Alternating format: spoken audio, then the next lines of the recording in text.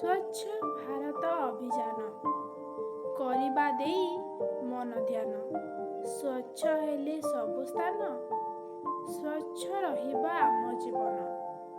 ମହାତ୍ମା ଗାନ୍ଧୀଙ୍କ ଏହା ଥିଲା ସ୍ୱପ୍ନ, ଏହାକୁ କରିବା ଆମେ ପୂରଣ।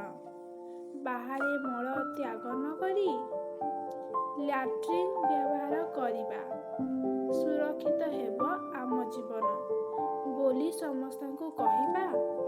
ବିଦ୍ୟାଳୟ ଆମ ମନ୍ଦିର ପରି, ସେଠାରୁ ଆବର୍ଜନା ରଖିବା ଦୂରେଇ।